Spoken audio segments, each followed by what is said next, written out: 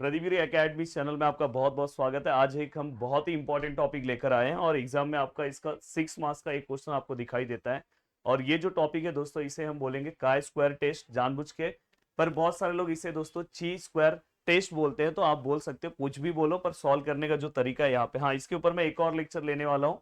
और one by one यहाँ पे हम जो सम सॉल्व कर रहे हैं उसमें थोड़ा अलग वैरायटी के क्वेश्चन सॉल्व करते हैं, और स्ट्रेट फॉरवर्ड इसके सम को सॉल्व करने का बहुत सिंपल सा तरीका है।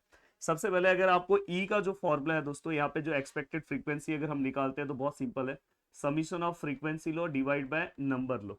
अब दोस्तों यहाँ पे जो काय स्क्वायर यहाँ पे देखो दिखाई दे रहा है, तो अगर आपको इसका वैल्यू निकालना तो समीशन ऑफ, बहुत सिंपल सा फॉर्मूला है, देखो यहाँ पे ओ माइनस ई, और यहाँ पे इसका स्क्वायर है और नीचे क्या आएगा दोस्तों ई।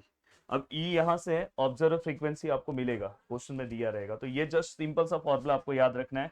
हाँ, डिग्री ऑफ फ्रीडम का जो यहाँ पे क्वेश्चन मतलब जो आंसर आएगा दोस्तों n-1 है, जैसे हम पहले लेते थे।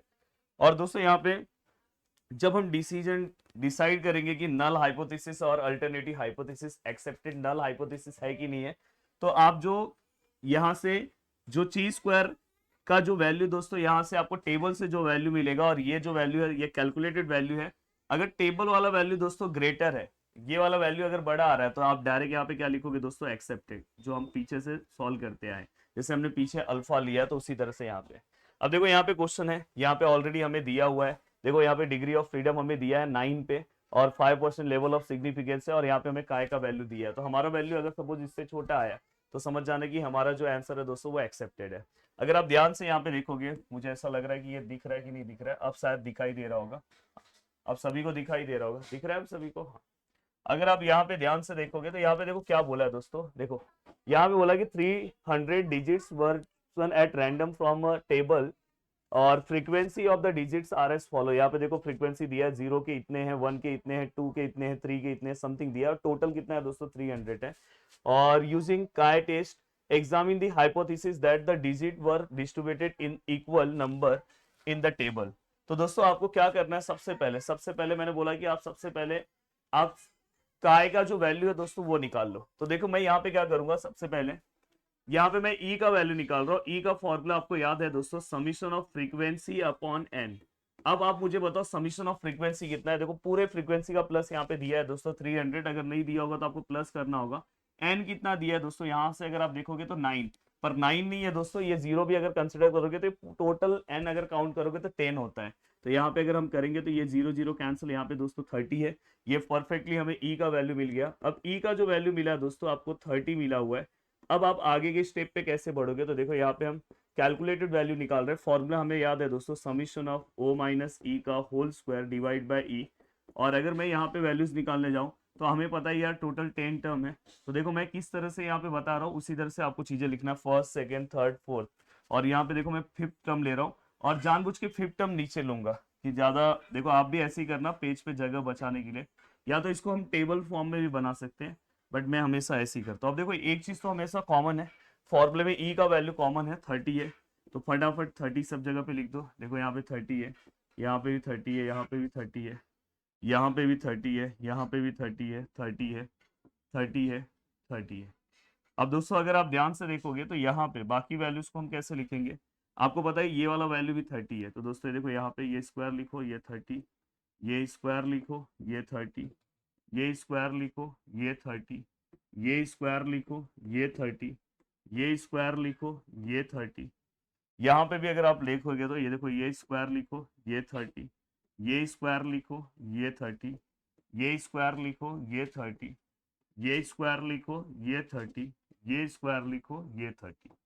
अब ओवरऑल हमने पूरा का पूरा वैल्यूज लिखा। अब ऑब्जर्व फ्रीक्वेंसी आप क्या लिखोगे दोस्तों, जो यहाँ पे दिया है, पहले वाले के लिए कितना दिया है दोस्तों 28, दूसरे वाले के लिए कितना दिया है दोस्तों 29, तीसरे वाले के लिए कितना दिया है दोस्तों 33, इसके बाद वाले के लिए कितना दिया है दोस्तों 31, इसके बाद वाले के लिए कितना दिया है दोस्तों 26, इसके बाद वाले के लिए कितना दिया है दोस्तों 35, इसके बाद वाले के लिए कितना दिया है दोस्तों 32, इसके बाद वाले के लिए कितना दिया है दोस्तों 30, इसके बाद वाले के लिए कितना दिया है दोस्तों 31, इसके बाद वाले के लिए कितना दिया है दोस्तों 25। तो ऑलमोस्ट हमने सभी वैल्यूज लिख दिया, देखो याद से देख के।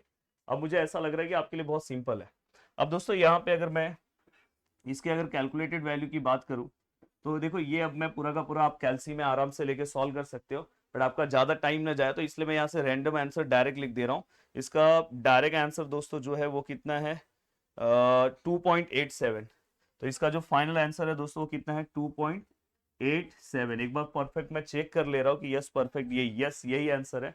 तो देखो प्लस माइनस तो आप सभी को करने आता है, आपका वीडियो ज्यादा लेंथी ना हो, ज्यादा बड़ा ना हो, नहीं तो फिर मैं अभी कैलकुलेटर है मेरे पास, बस प्लस करना है और सबको आता है प्लस करने। अब इतने आगे आप आ चुके हो। अब दोस्तों ये वाला पार्ट होने के बाद अब मुझे क्या करना है, मैं पीछे आ रहा हूँ। अब यहाँ पे मैं क्या करूंगा दोस्तों, सबसे पहले ये पूरा का पूरा हो गया। अब मुझे पता है कि पहला स्टेप मैं क्या लूंगा दोस्तों, देखो यहाँ पे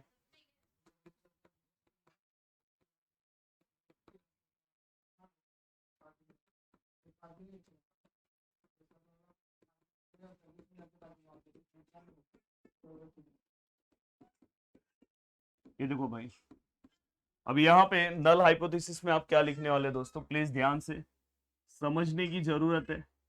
देखो यहाँ पे अगर आप देखोगे तो यहाँ पे मैं जो टेस्ट करना है वही लिखना है दोस्तों। देखो यहाँ पे लिखा है, देखो एग्जामिन, क्या एग्जामिन करना है दोस्तों, hypothesis that digits were distributed in equal number.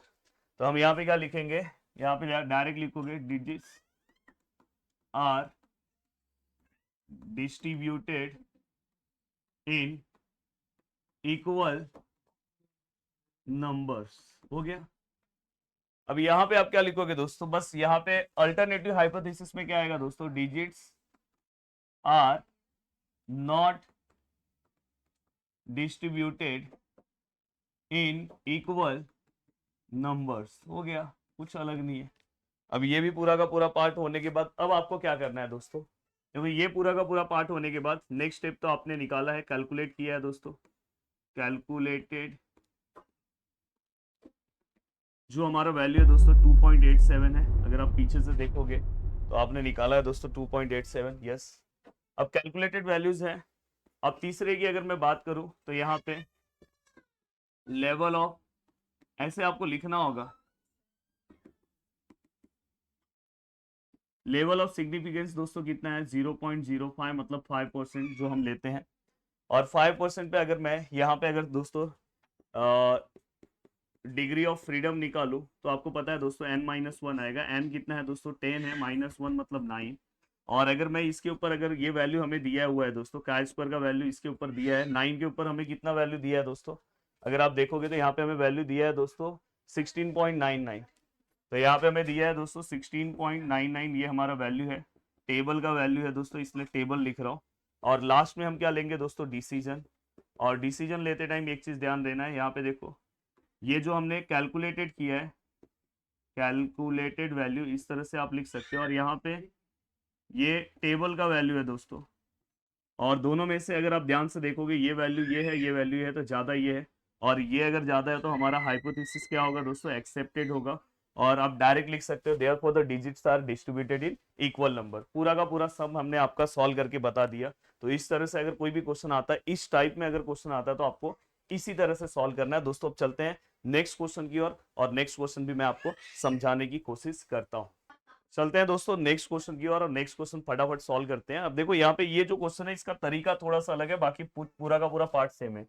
देखो यहाँ पे दिया है, predict theory predict that the proportion of win in the four groups A B C D should be 9:3:3:1। ये शायद आपको दिख रहा है कि नहीं, मैं बता दे रहा हूँ, 9:3:3:1 in an experiment among the 1600 beans.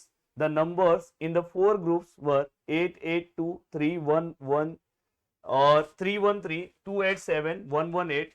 अब दोस्तों यहाँ पे देखो एक्सपेरिमेंट अमॉन्ग दी 1600 बीन्स, तो हमें ये पता चल गया, और समथिंग यहाँ पे कुछ दिया हुआ है, does the experimental result supported the theory. अब देखो दोस्तों इस तरह के अगर कोई भी क्वेश्चंस आते हैं, जब अगर उन्होंने ग्रुप्स में अगर चीजों को डिवाइड कर दिया, तो सबसे पहला आपका काम ये बन जाता है दोस्तों कि यहाँ पे हमें क्या करना है, देखो ए के लिए अलग वैल्यू निकालना है एक्सपेक्टेड वैल्यू, बी के लिए अलग निकालना है, सी के लिए अलग निकालना है, और डी के लिए दोस्तों अलग निकालना है। और इसका एक्सपेक्टेड वैल्यू निकालना बहुत सिंपल है, ज्यादा कुछ नहीं करना है दोस्तों। आपका प्रपोर्शन क्या दिया है दोस्तों, 9:3:3:1। सभी को प्लस कर दो।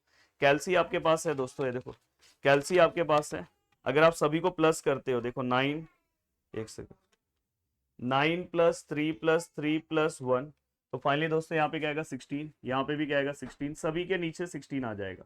अब अगर आप बात करोगे ए के लिए कितना बात हुआ है, देखो ये देखो रेशियो में लिख दे रहा हूँ 9:3:3:1, यही है ना, एक बार देख लेते हैं। हाँ, तो दोस्तों हम ए के लिए क्या बोला है 9, बी के लिए क्या बोला है 3, सी के लिए 3 और इसके लिए 1, और टोटल हमें कितना बोला है दोस्तों 1600।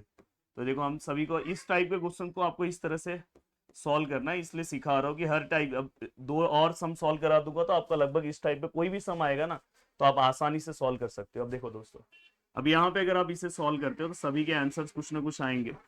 अब देखो यहाँ पे मैं सॉल्व कर रहा हूँ दोस्तों, 9 डिवाइड बाय 16 मल्टीप्लाई बाय 1600, तो फाइनली यहाँ पे आंसर कितना है दोस्तों 900। यहाँ पे अगर मैं सॉल्व करूँ तो 3 डिवाइड बाय 16 मल्टीप्लाई बाय 1600, तो फाइनली यहाँ पे आंसर कितना है दोस्तों 300।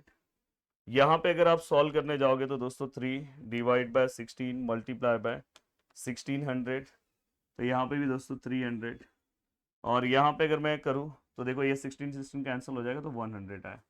अब दोस्तों यहाँ पे आपको क्या करना है डायरेक्ट, अब देखो यहाँ पे अब जो एक्सपेक्टेड वैल्यू इसके पहले निकालते थे तो यहाँ पे इस तरह से आपको निकालना है। अब यहाँ पे अगर मैं सॉल्व करने जाऊँ तो अगर देखो इसका वैल्यू निकालने जाओ तो समीशन ऑफ क्या आएगा दोस्तों, ओ माइनस ई का स्क्वायर अपॉन ई। तो फाइनली अगर दोस्तों मैं लिखूँ ये पहले वाले के लिए, दूसरे वाले के लिए टोटल 4 है, तीसरे वाले के लिए और चौथे वाले के लिए। अब यहाँ पे अगर मैं एक्सपेक्टेड वैल्यू की बात करूँ तो दोस्तों यहाँ पे देखो कितना आया, पहले वाले के लिए 900 आया, तो यहाँ पे भी क्या है दोस्तों 900 है, और समथिंग का स्क्वायर यहाँ पे अगर मैं बात करूँ तो कितना है दोस्तों, ये सब एक्सपेक्टेड वैल्यू 300, तो यहाँ पे स्क्वायर, यहाँ पे कितना है दोस्तों 300, और यहाँ पे स्क्वायर, और यहाँ पे कितना है दोस्तों 100, और यहाँ पे दोस्तों स्क्वायर। अब आप बोलोगे सर ऑब्जर्व फ्रीक्वेंसी क्या है, भाई दिया होता है क्वेश्चन के अंदर, देखो पहले वाले का कितना दिया है दोस्तों 882, दूसरे वाले का कितना दिया है दोस्तों 313, तीसरे वाले का कितना दिया है दोस्तों 287, और इसके बाद वाले का कितना दिया है दोस्तों 118। अब अगर आप ध्यान से देखोगे तो यहाँ पे आप इसका आंसर निकाल सकते हो। मैं फिर से ये कैलकुलेशन आपके ऊपर ही रखता हूँ, मैं इसका फाइनल आंसर डायरेक्ट लिख दे रहा हूँ कि जिससे मेरा भी टाइम बचेगा, आपका भी टाइम बचेगा। तो दोस्तों ये हमने परफेक्टली लिखा, तो इसका जो फाइनल आंसर है दोस्तों पूरा सॉल्व करने के बाद 4.72 आ रहा है। आप भी अगर कैलकुलेट करोगे कैलसी के अंदर कर लेना तो आ जाएगा 4.72 आ रहा है। अब दोस्तों मैं क्या करूंगा, देखो यहाँ पे, अब यहाँ पे इन्होंने क्या बोला है कि हाँ ये जो प्रोपोर्शन दिया है, देखो उन्होंने कहा लास्ट में क्या है, does the experimental result supported the theory, मतलब जो हमें एक्सपेरिमेंटल रिजल्ट मिलेगा वो क्या थियरी को सपोर्ट कर रहा है। तो इनडायरेक्टली इन्होंने पूछा क्या है दोस्तों, proportion of bean in the 4 group should be 9:3:3:1, क्या ये प्रोपोर्शन प्रॉपर है। तो हम अल्टरनेटिव हाइपोथेसिस में क्या लेंगे दोस्तों की ये जो प्रोपोर्शन है जैसा उन्होंने दिया है वो वैसा जो प्रोपोर्शन है दोस्तों वो परफेक्ट नहीं है, तो इसलिए हमने लिखा है कि प्रोपोर्शन इज नॉट गिवन अब। तो मतलब जैसा प्रोपोर्शन दिया है वो परफेक्ट नहीं है, अगर अगर जो हमें हमारे अकॉर्डिंग नहीं आया तो मतलब वो प्रोपोर्शन परफेक्ट नहीं है, पर अगर हमारे अकॉर्डिंग आया नल हाइपोथेसिस अगर एक्सेप्टेड हुआ तो दोस्तों वो प्रोपोर्शन परफेक्ट है। इसके बाद अपन क्या लेते हैं दोस्तों, इसके बाद हम इसका वैल्यू कैलकुलेटेड वैल्यू हमें पता है 4 पॉइंट समथिंग, हमने पीछे से देखा है 4.72, तो ये भी हमें पता है।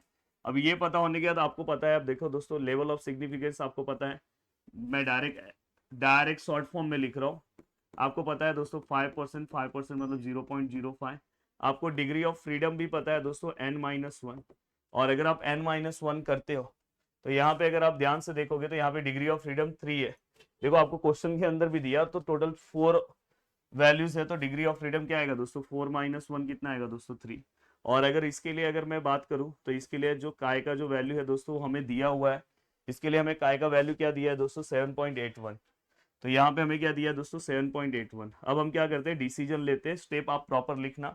अगर आप यहाँ पे जो वैल्यू लिख रहे हो ये जो वैल्यू है दोस्तों और यहाँ वाला जो वैल्यू है दोस्तों ये टेबल वाला वैल्यू है जो हमने दिया है, और ये कैलकुलेटेड वैल्यू है, ये दोनों में से अगर आप देखोगे तो ये वैल्यू ज़्यादा है, तो इससे मतलब हमारा जो नल हाइपोथेसिस है दोस्तों वो क्या है एक्सेप्टेड है। मतलब जो हमें proportion of bean in the 4 group should be 9:3:3:1, ये परफेक्ट है, तो आप डायरेक्ट लिख सकते हैं therefore the experimental result support the theory. अब देखो इस टाइप में आपको जो भी क्वेश्चन आएगा तो आपको बहुत अच्छे तरीके से मैंने बता दिया। अब दोस्तों आगे का पार्ट आपको जल्दी मिल जाएगा, वो भी आपको अच्छे से समझ में आएगा। वीडियो को देखने के लिए दिल से थैंक यू सो मच दोस्तों, मिलते हैं नेक्स्ट लेक्चर में। बाय बाय, टेक केयर, जय हिंद दोस्तों।